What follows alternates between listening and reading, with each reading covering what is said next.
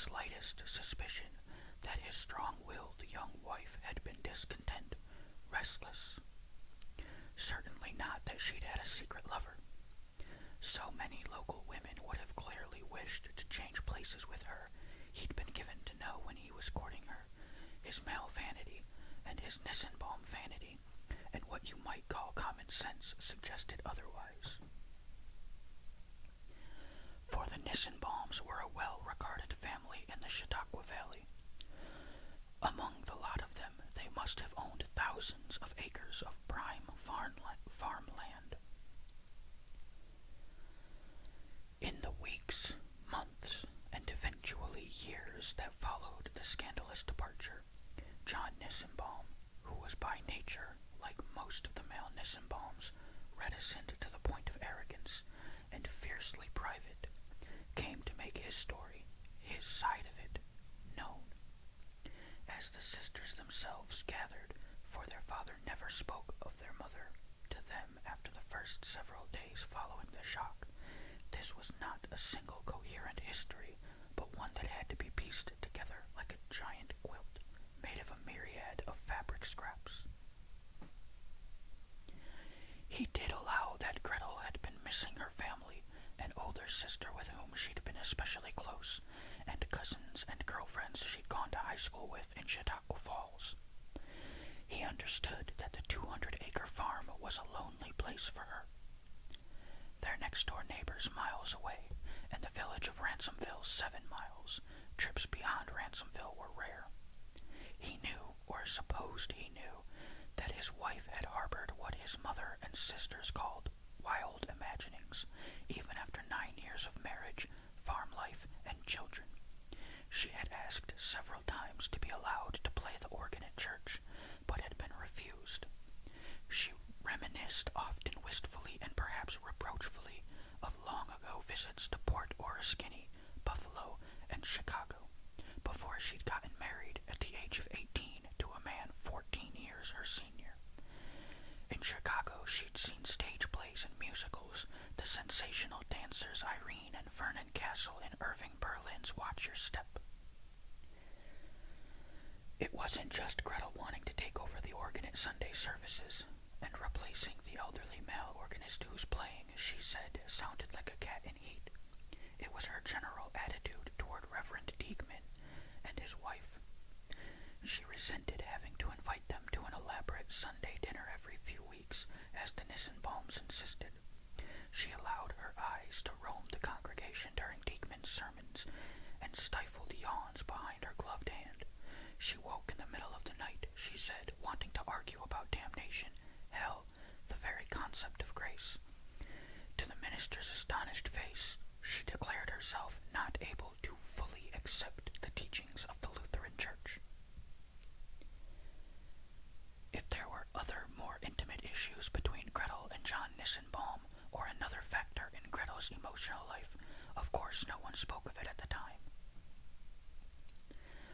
Though it was hinted, possibly more than hinted, that John Nissenbaum was disappointed with only daughters. Naturally, he wanted sons to help him with the ceaseless work of the farm, sons to whom he could leave the considerable property, just as his married brothers had sons.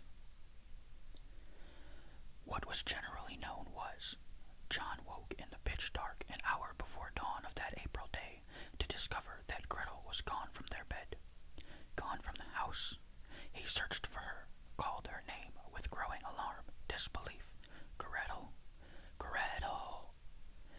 He looked in all the upstairs rooms of the house, including the bedroom where his sleep-dazed, frightened daughters were huddled together in their bed.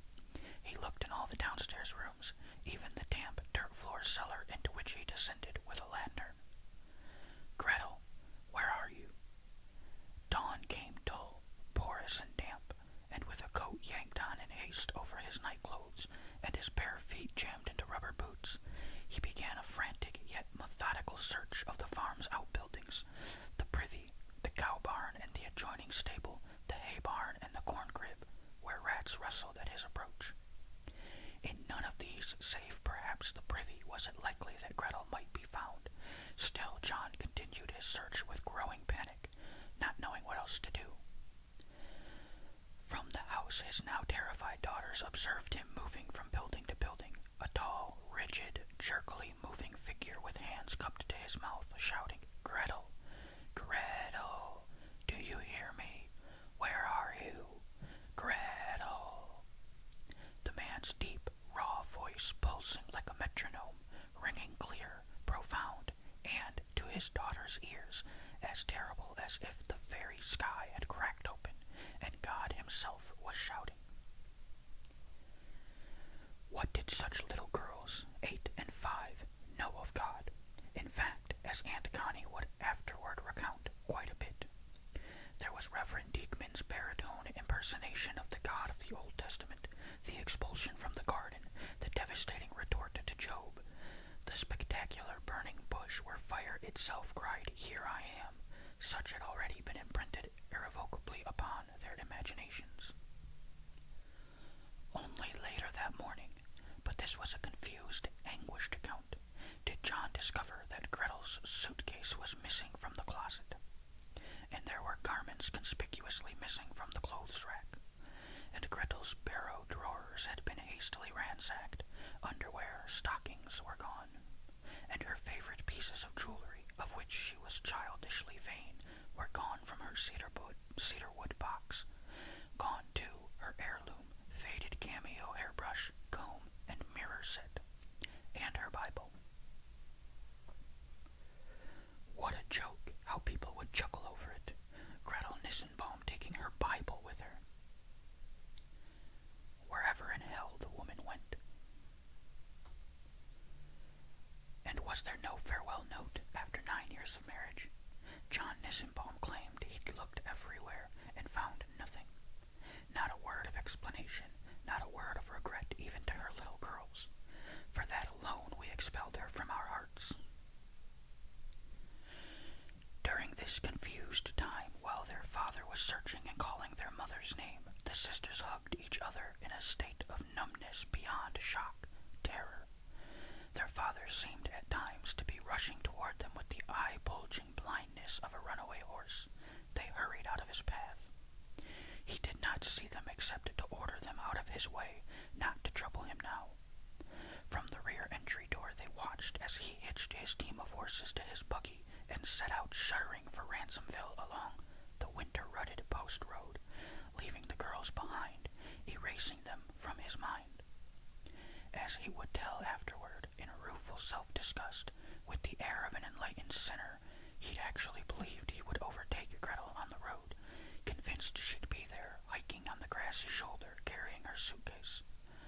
Gretel was a wiry, nervous woman, stronger than she appeared, with no fear of physical exertion. A woman capable of anything.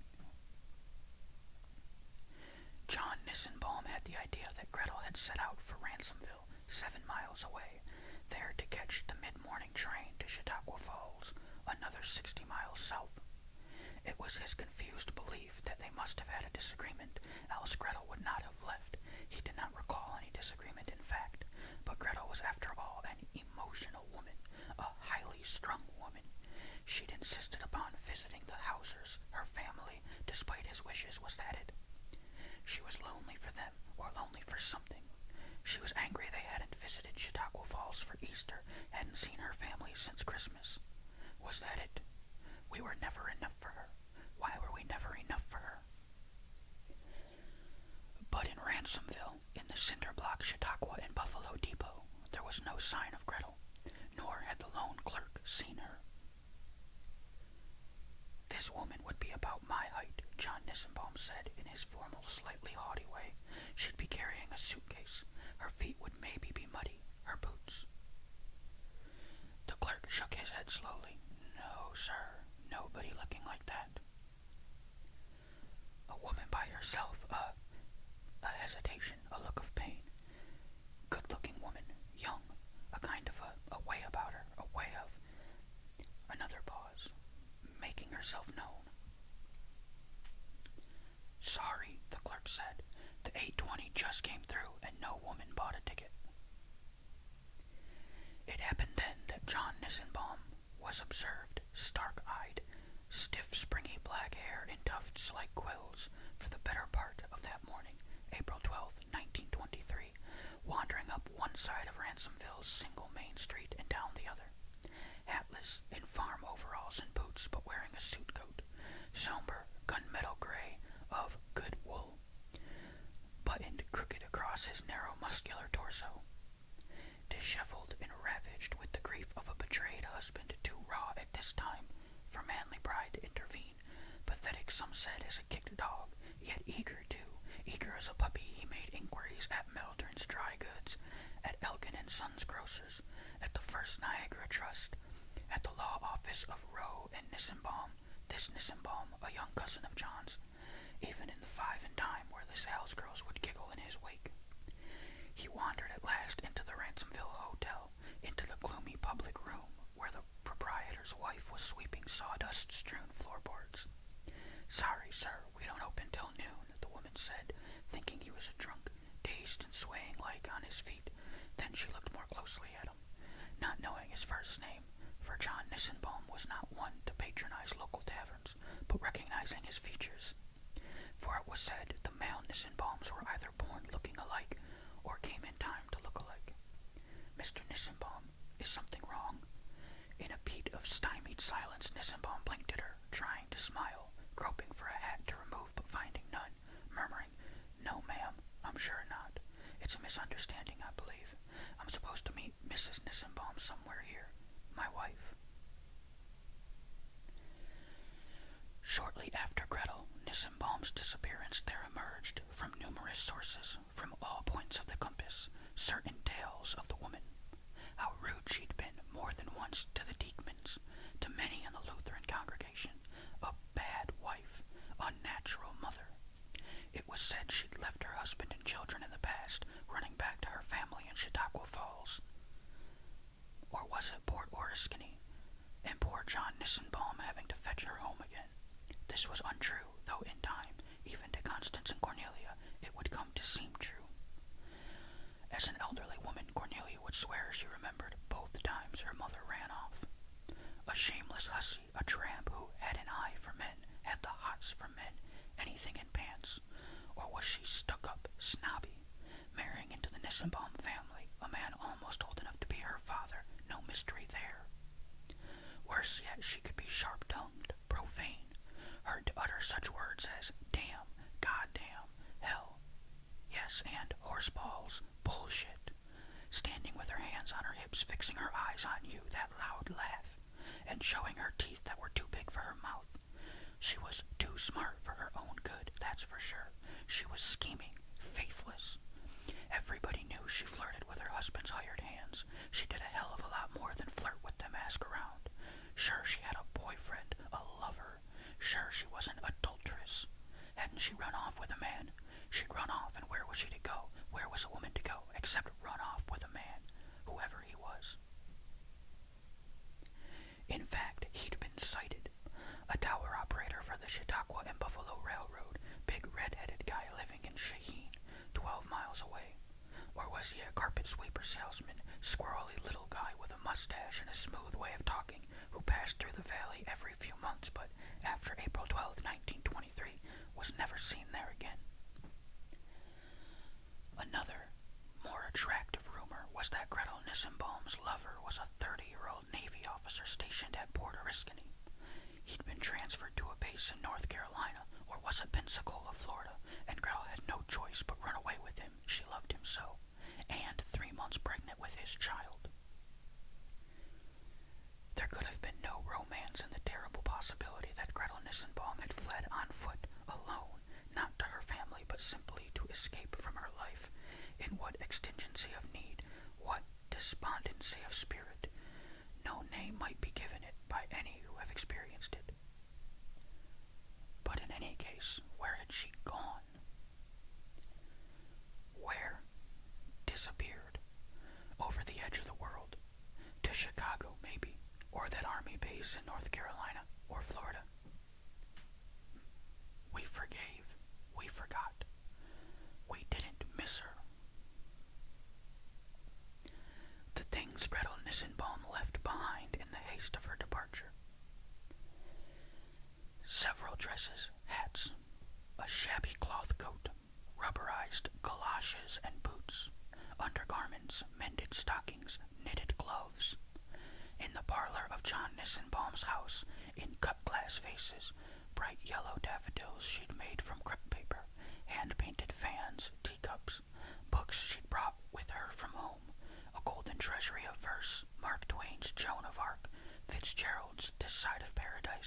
missing its jacket cover. Tattered programs for musical shows, stacks of popular piano music from the days Gretel had played in her childhood home. There was no piano in Nissenbaum's house. Nissenbaum had no interest in music. These meager items, and some others, Nissenbaum unceremoniously dumped into cardboard boxes 15 days after Gretel disappeared, taking them to the Lutheran Church for the Needy Fund, without inquiring if the Hausers might have wanted anything, or whether his daughters might have wished to be given some mementos of their mother. Spite. Not John Nissenbaum. He was a proud man even in his public humiliation. It was the Lord's work he was thinking of, not mere human vanity at all. That spring and summer, Reverend Diekman gave a series of grim, threatening, passionate sermons from the pulpit of the First Lutheran Church of Ransomville. It was obvious what the subject of the sermons was. The congregation was thrilled. Reverend Diekman, whom Connie and Nelia feared as much for his fierce smiles as his stern, glowering expression, was a short, bulky man with a dull gleaming dome of a head, eyes like ice water. Years later, when they saw a photograph of him, inches shorter than his wife, they laughed in nervous astonishment. Was that the man who'd intimidated them so? Before whom even John Nissenbaum stood grave and down-gazing? Yet, that ringing, vibrating voice of the God of Moses, the God of the Old Testament, you could not shout out of consciousness. Even hours, days later, years later, pressing your hands against your ears and shutting your eyes tight, tight. Unto the woman he said, I will greatly multiply thy sorrow and thy conception. In sorrow shalt thou bring forth children, and thy desire shall be to thy husband, and he shall rule over thee. And unto Adam he said, Because thou hast hearkened unto the voice of thy wife, and hast eaten of the tree of which I commanded thee, saying, Thou shalt not eat of it. Cursed is the ground for thy sake. In sorrow shalt thou eat of it all the days of thy life. Thorns also and thistles shall it bring forth to thee, and thou shalt eat the herb of the field. In the sweat of thy face shalt thou eat bread, till thou return to the ground, for out of it thou wast taken. For dust thou art, and unto dust shalt thou return. Reverend Diekman paused to catch breath like a man running uphill. Greasy patches gleamed on his solid face like coins. Slowly his ice eyes searched the rows of worshippers until, as if by chance, they came to rest on the upturned yet cowering faces of John Nissenbaum's daughters, who sat in the family pew directly in front of the pulpit in the 5th row, between their rigid-backed father in his clothes somber as mourning, and their grandmother Nissenbaum also in clothes somber as mourning, though badly round-shouldered. With a perceptible hump, this cheerless, dutiful grandmother who had come to live with them now that their mother was gone. Their other grandparents, the Hausers, who lived in Chautauqua Falls and whom they'd loved, the sisters would never see again. It was forbidden even to speak of these people, Gretel's people. The Hausers were to blame somehow for Gretel's desertion. Though they would always claim, they knew nothing of what she'd done and in fact feared something had happened to her. But the Hausers were a forbidden subject. Only after Constance and Cornelia were grown, no longer living in their father's house, did they see their Hauser cousins. But still, as Cornelia confessed, she felt guilty about it. Father would have been so hurt and furious if he'd known. Consorting with the enemy, he would deem it betrayal. In Sunday school, Mrs. Diekman took special pains with little Constance and little Cornelia. They were regarded with misty-eyed pity, like child lepers. Fattish little Constance prone to fits of giggling, and hollow-eyed little Cornelia prone to sniffles, melancholy. Both girls had chafed, reddened faces and hands because their grandmother Nissenbaum scrubbed them so, with strong gray soap, never less than twice a day. Cornelia's dun-colored hair was strangely thin. When the other children trooped out of the Sunday school room, Mrs. Diekman kept the sisters behind to pray with them. She was very concerned about them, she said. She and Reverend Diekman prayed for them constantly. Had their mother contacted them since leaving? Had there been any hint of what their mother was planning to do? Any strangers visiting the farm? Any unusual incidents? The sisters stared blankly at Mrs. Diekman. She frowned at their ignorance, or its semblance, dabbed at her watery eyes, and sighed as if the world's weight had settled on her shoulders. She said, half chiding, "You should know, children, it's for a reason that your mother left you. It's God's will, God's plan. He is testing you, children. You are special in His eyes. Many of us have been special in His eyes and have emerged stronger for it, and not weaker." There was a breathy pause. The sisters were invited to contemplate how Mrs. Diekman, with her soft, waddled face, her stout, corseted body, and fattish legs, encased in opaque support hose, was a stronger and not a weaker person by God's special plan. "You will learn to be stronger than girls with mothers, Constance and Cornelia." These words, "girls with mothers," enunciated oddly, contemptuously. "You are already learning. Feel God's strength coursing through you." Mrs. Diekman seized the girl's hands, squeezing so quick and hard that Connie burst into frightened giggles, and Nelia shrieked as if she'd been burned and almost wet her panties. Nelia acquired pride then.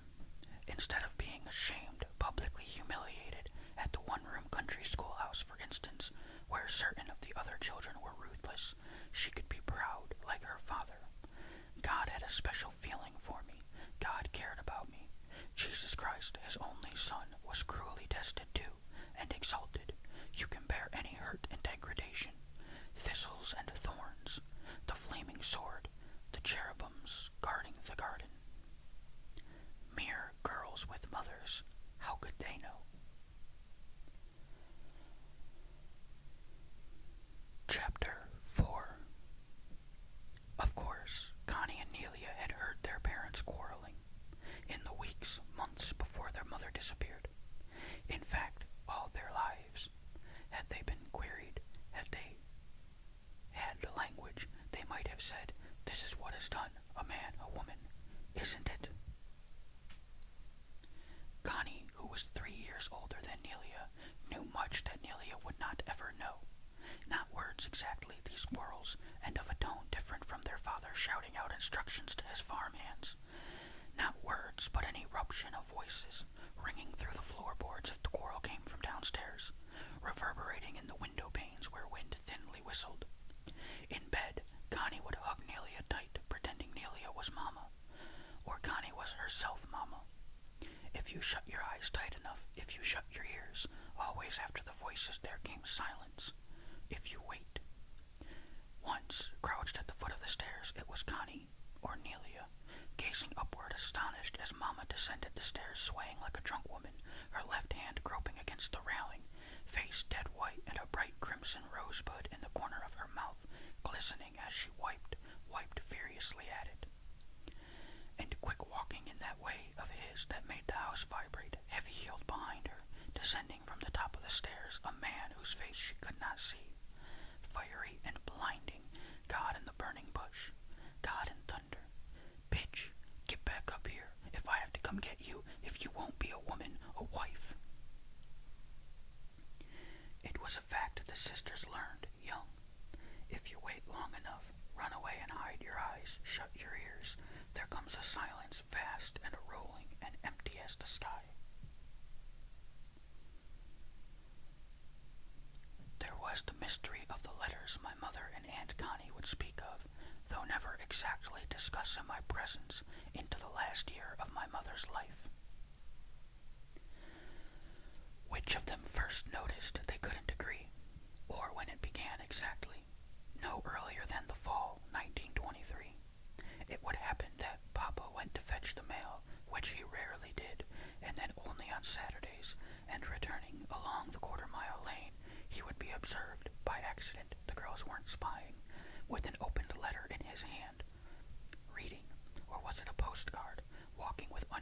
characteristic slowness, this man whose step was invariably brisk and impatient. Connie recalled he'd sometimes slip into the stable to continue reading. Papa had a liking for the stable, which was for him a private place, where he'd chew tobacco, spit into the hay, run his calloused hands along a horse's flanks, think his own thoughts. Other times, carrying whatever it was, letter, postcard, the rarity of an item of personal mail, he'd return to the kitchen and his place at the table. There the girls would find him. By accident, they were not spying, drinking coffee laced with top milk and sugar, rolling one of his clumsy cigarettes. And Connie would be the one to inquire, "Was there any mail, Papa?" keeping her voice low, unexcited. And Papa would shrug and say, "Nothing." On the table where he dropped them indifferently might be a few bills, advertising flyers, the Chautauqua Valley Weekly Gazette. Nelia never inquired about the mail at such times because she would not have trusted her voice. But young as 10, Connie could be pushy, reckless. "Isn't there a letter, Papa? What is that, Papa, in your pocket?" And Papa would say calmly, staring her full in the face, "When your father says nothing, girl, he means nothing." Sometimes his hands shook, fussing with the pouch of burglar and the stained cigarette roller. Since the shame of losing his wife and everybody knowing the circumstances, John Nissenbaum had aged shockingly. His face was creased, his skin reddened and cracked, finely stippled with what would be diagnosed when finally he went to a doctor as skin cancer. His eyes, pouched in wrinkled lids like a turtle's, were often vague, restless. Even in church, in a row close to Reverend Deekman's pulpit, he had a look of wandering off. In what he called his earlier life, he'd been a rough, physical man, intelligent but quick-tempered. Now he tired easily, could not keep up with his hired men whom he more and more mistrusted. His beard, once so trim and shapely, grew ragged and uneven and was entirely gray-grizzled, like cobwebs. And his breath, it smelled of tobacco juice, wet, rank, sickish, rotted. Once, seeing the edge of the letter in Papa's pocket, Connie bit her lip and said, "It's from her, isn't it?"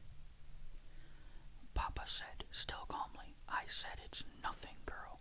From nobody." Never in their father's presence did either of the sisters allude to their missing mother except as her, she. Later, when they searched for the letter, even for its envelope, of course they found nothing. Papa had burned it in the stove, probably, or torn it into shreds, tossed into the garbage. Still, the sisters risked their father's wrath by daring to look in his bedroom, the stale-smelling room he'd moved to downstairs at the rear of the house, when he was out, even, desperate, knowing it was hopeless, poking through fresh dumped garbage. Like all farm families of their day, the Nissenbaums dumped raw garbage down a hillside in the area of the outhouse. Once Connie scrambled across fly-buzzing mounds of garbage holding her nose, stooping to snatch up, what? A card advertising a fertilizer sale that had looked like a picture postcard. "Are you crazy?" Nelia cried. "I hate you." Connie turned to scream at her, eyes brimming tears. "Go to hell, horse's ass! I hate you!" Both wanted to believe, or did in fact believe, that their mother was not writing to their father, but to them. But they would never know. For years, as the letters came at long intervals, arriving only when their father fetched the mail, they would not know. This might have been a further element of mystery, why the letters arriving so infrequently arrived only when their father got the mail. Why, when Connie or Nelia or Lorraine, John's younger sister who'd come to live with them, got the mail, there would never be one of the mysterious letters. Only when Papa got the mail. After my mother's death in 1981, when I spoke more openly to my Aunt Connie, I asked why they hadn't been suspicious, just a little. Aunt Connie lifted her penciled eyebrows, blinked at me as if I'd uttered something obscene. Suspicious? Why? Not once did the girls, who were in fact intelligent girls, Nelia a straight-A student in the high school in town, calculate the odds. How the presumed letter from their mother could possibly arrive only on those days, Saturdays, when their father got the mail. 1 day out of 6 mail days, yet never any day except that particular day, Saturday. But as Aunt Connie said, shrugging, it just seemed that that was how it was. They would never have conceived of even the possibility of any situation in which the odds wouldn't have been against them and in favor of Papa. Chapter 5. The farmhouse was already old when I was first brought to visit it, summers in the 1950s. Part red brick so weathered as to seem without color and part rotted wood, with a steep shingled roof, high ceilings, and spooky corners, a perpetual odor of wood smoke, kerosene, mildew, thyme. A perpetual draft passed through the house from the rear, which faced north, opening out onto a long incline of acres, miles, dropping to the Chautauqua River 10 miles away like an aerial scene in a movie. I remember the old washroom, the machine with a hand wringer, a door to the cellar in the floor of that room, with a thick metal ring as a handle. Outside the house, too, was another door, horizontal and not vertical. The thought of what lay beyond those doors, the dark, stone-smelling cellar where rats scurried, filled me with a childish terror. I remember Grandfather Nissenbaum as always old, a lean, sinewy, virtually mute old man. His finely cracked, Venice-glazed skin, red-stained as if with earth, narrow, roomy eyes whose pupils seemed, like the pupils of goats, horizontal black slats. How they scared me. Deafness had made Grandfather remote and strangely imperial, like an old, almost forgotten king. The crown of his head was shinily bald, and a fringe of coarse hair bleached to the color of ash grew at the sides and back. Where once, my mother lamented, he'd been careful in his dress, especially on Sundays for church-going, he now wore filth-stained overalls, and in all months save summer, long gray flannel underwear straggling at his cuffs like a loose second skin.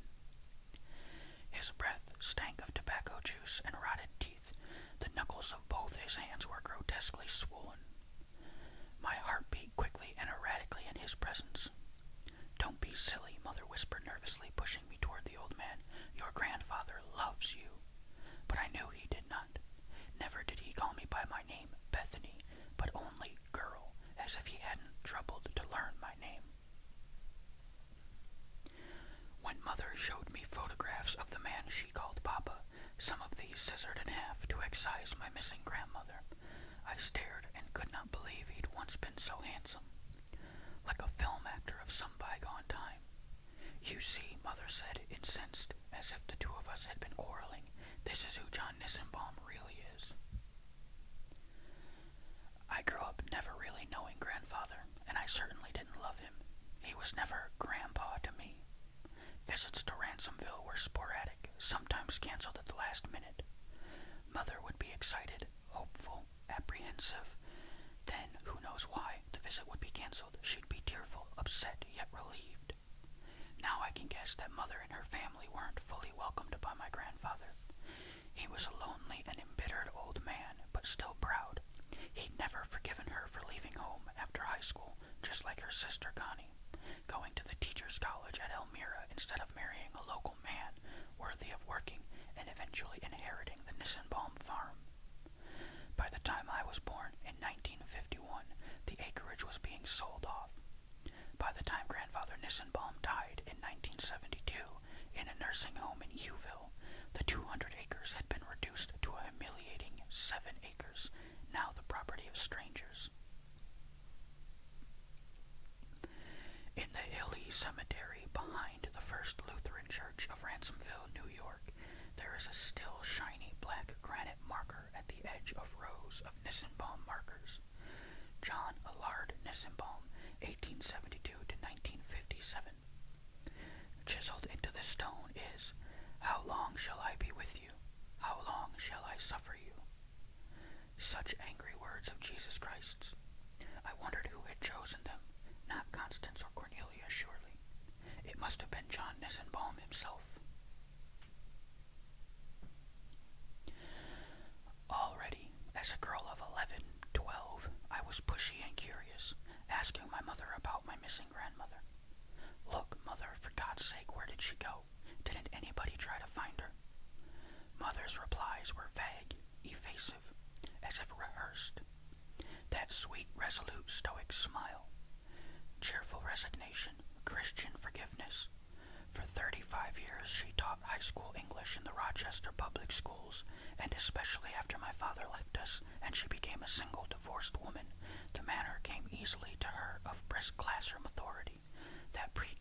skilled teacher of weighing others' opinions thoughtfully before reiterating one's own. My father, an education administrator, left us when I was 14 to remarry. I was furious, heartbroken, dazed. Why? How could he betray us? But Mother maintained her Christian fortitude, her air of subtly wounded pride. This is what people will do, Bethany. Turn against you, turn faithless. You might as well learn young. Yet I pushed, up to the very end of her life when Mother was so ill. You judge me harsh, heartless. People did. But for God's sake, I wanted to know what happened to my grandmother Nissenbaum. Why did nobody seem to care she'd gone away? Were the letters my mother and Connie swore their father received authentic, or had he been playing a trick of some kind? And if it had been a trick, what was its purpose? Just tell me the truth for once, Mother, the truth about anything. I'm 44 years old. I still want to know. But Mother, the intrepid schoolteacher, the good Christian, was impenetrable, inscrutable as her papa, capable of summing up her entire childhood back there. This was how she and Aunt Connie spoke of Ransomville, their pasts, back there, by claiming that such hurts are God's will, God's plan for each of us, a test of our faith, a test of our inner strength. I said, disgusted, what if you don't believe in God? What are you left with then? And Mother said matter-of-factly, you're left with yourself, of course, your inner strength. Isn't that enough? That final time we spoke of this, I lost patience. I must have pushed Mother too far. In a sharp, stinging voice, a voice I'd never heard from her before, she said, Bethany, what do you want me to tell you? About my mother, my father? Do you imagine I ever knew them? Either of them? My mother left Connie and me when we were little girls, left us with him. Wasn't that her choice? Her selfishness? Why should anyone have gone looking for her? She was trash. She was faithless. We learned to forgive and to forget. Your aunt tells you a different story, I know, but it's a lie. I was the one who was hurt. I was the youngest. Your heart can be broken only once. You'll learn. Our lives were busy like the lives of us grown women today. Women who have to work. Women who don't have time to moan and groan over their hurt feelings. You can't know how Connie and I worked on that farm, in that house, like grown women when we were girls. Father tried to stop both of us going to school beyond 8th grade. Imagine, we had to walk 2 miles to get a ride with a neighbor to get to the high school in Ransomville. There weren't school buses in those days. Everything you've had, you've taken for granted and wanted more, but we weren't like that. We hadn't money for the right school clothes. All our textbooks were used, but we went to high school. I was the only farm girl. That's exactly what I was known as, even by my teachers in my class, to take math, biology, physics, Latin. I was memorizing Latin declensions, milking cows at 5 in the morning, winter mornings. I was laughed at. Nelia Nissenbaum was laughable, but I accepted it. All that mattered was that I win a scholarship to a teacher's college so I could escape the country, and I did win a scholarship, and I never returned to Ransomville to live. Yes, I loved Papa. I still love him. I loved the farm, too. You can't not love any place that's taken so much from you. But I had my own life. I had my teaching jobs. I had my faith, my belief in God. I had my destiny. I even got married. That was extra, unexpected. I've worked for everything I ever got, and I never had time to look back, to feel sorry for myself. Why then should I think about her? Why do you torment me about her? A woman who abandoned me when I was 5 years old, in 1923. I made my peace with the past, just like Connie in her different way. We're happy women. We've been spared a lifetime of bitterness. That was God's gift to us. Mother paused, breathing quickly. There was in her face the elation of one who has said too much that can never be retracted. I was stunned into silence. She plunged on, now contemptuously. What are you always wanting me to admit, Bethany? That you know something I don't know? What is your generation always pushing for from ours? Isn't it enough we gave birth to you, indulged you? Must we be sacrificed to you too? What do you want us to tell you? That life is cruel and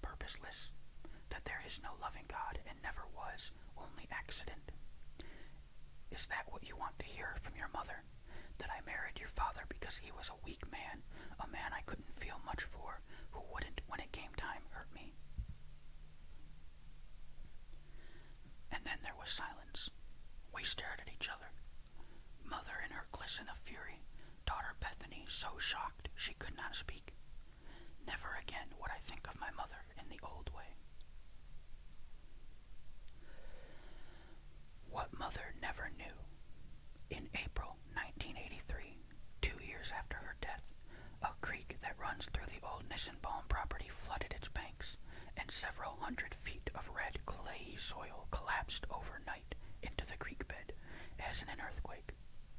And in the raw, exposed earth, there was discovered a human skeleton, decades old but virtually intact. It had been apparently buried less than a mile behind the Nissenbaum farmhouse.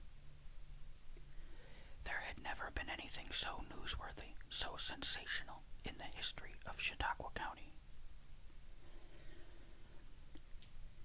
State forensic investigators determined that the skeleton had belonged to a woman, apparently killed by numerous blows to the head, a hammer or the blunt edge of an axe that shattered her skull like a melon. Dumped into the grave with her was what appeared to have been a suitcase, now rotted, its contents, clothes, shoes, underwear, gloves, scarcely recognizable from the earth surrounding it. There were a few pieces of jewelry and, still entwined around the skeleton's neck, a tarnished gold cross on a chain. Most of the woman's clothing had long ago rotted away, and almost unrecognizable too was a book, a leather-bound Bible, close beside her. About the partly detached, fragile wrist and ankle bones were loops of rusted baling wire that had fallen loose, coiled in the moist red clay like miniature sleeping